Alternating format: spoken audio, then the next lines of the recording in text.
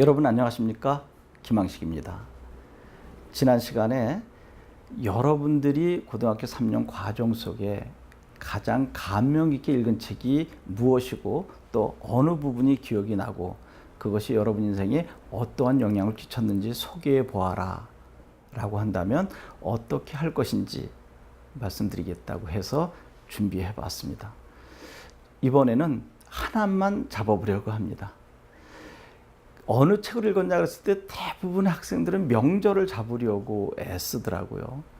제일 많은 게 소설이고 또 두 번째는 교육에 관련된 책자들이더라고요.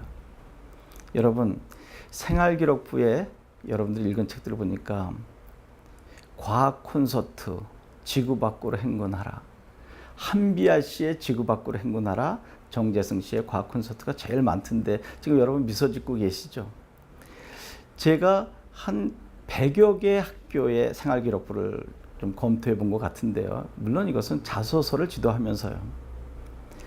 그런데 거기 한 50개 학교 정도가 공통적으로 과학 콘서트하고 지구 밖으로 행군하라가 들어가 있더라고요. 그 책 좋은 거 맞습니다.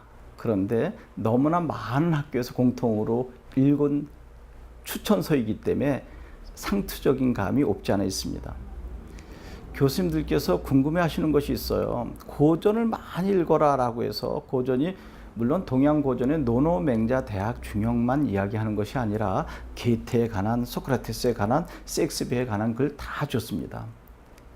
저는 그것도 좋지만 시를 선택합니다.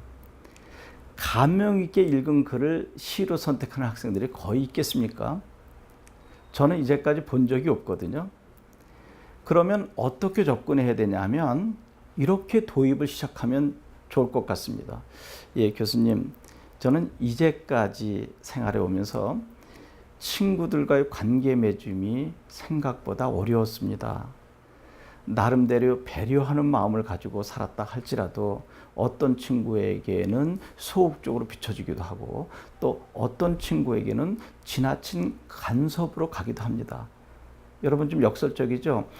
배려의 마음을 저의 인성의 큰 바탕으로 삼고 살았어요. 장점으로.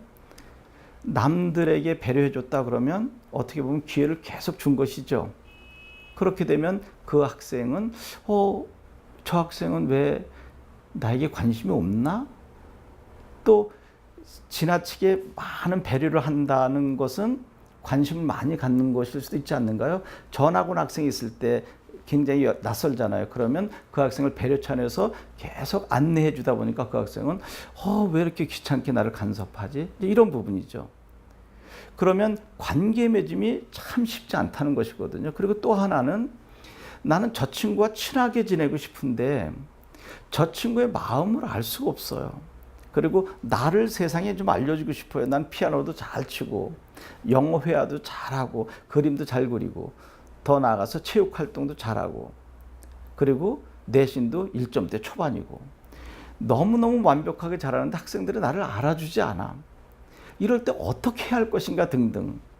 그러고 있는 순간에 책을 하나 접했다라고 가면 좋겠죠. 지금 저는 2, 3분 동안 길게 이야기했지만 그것을 한 10초 정도로 저는 이제까지 살아오면서 사람들 관계를 어떻게 맺어야 될지 몰라서 힘들어 했었는데 공부하는 과정 속에서 김춘수의 꽃이라고 하는 시를 접하게 되었습니다.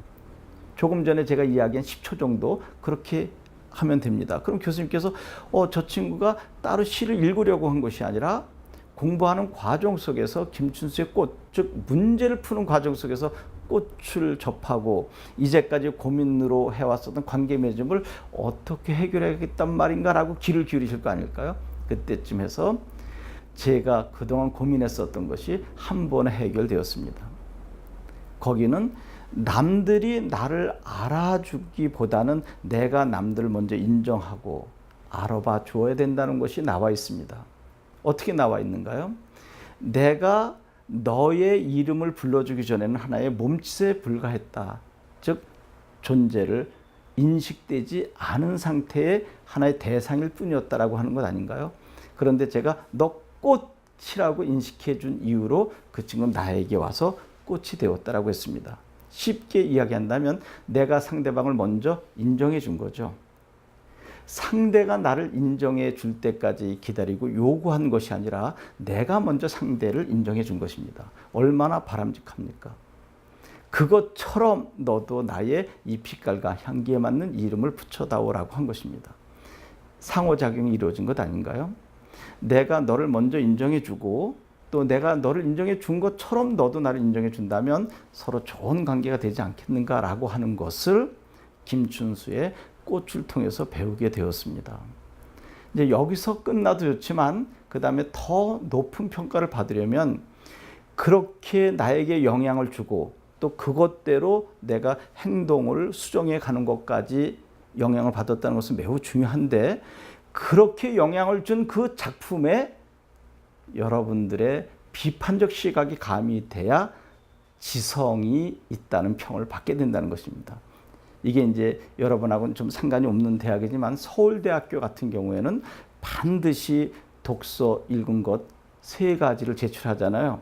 그리고 맨 마지막에는 그 책에 대한 서평을 기록하는 것을 높은 점수를 준다고 합니다.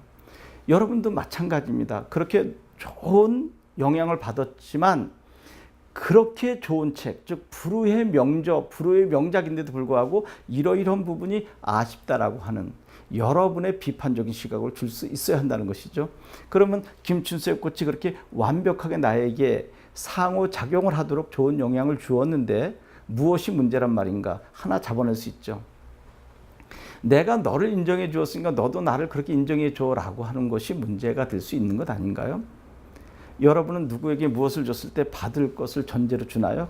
그렇지 않죠. 순수하게 모두 베풀어 주면 되는 거죠.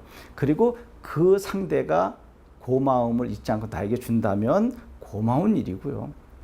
내가 너한테 줬으니까 너도 나한테 이렇게 해줘라고 하는 의미를 가지고 김춘수 교수는 쓴 것은 아니겠지만 얼핏 그렇게 받아들일 수 있지 않을까요? 아낌없이 주는 것입니다.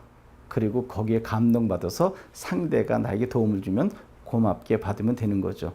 그래서 그 부분을 김춘수께서는 어떻게 생각하고 쓰셨는지 모르지만 저는 그 부분이 좀 아쉽습니다. 그래서 이 다음에 제가 교단에 선다 하더라도 학생들에게 교육을 할 때 순수하게 올곧은 마음으로 줄 것입니다.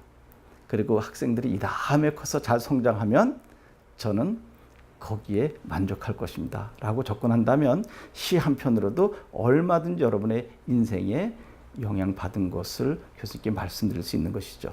이제 다음 시간에는 마지막으로 다 끝나고 나갈 때 태도가 어떻게 이루어져야 되는지를 보여드리도록 하겠습니다. 고맙습니다.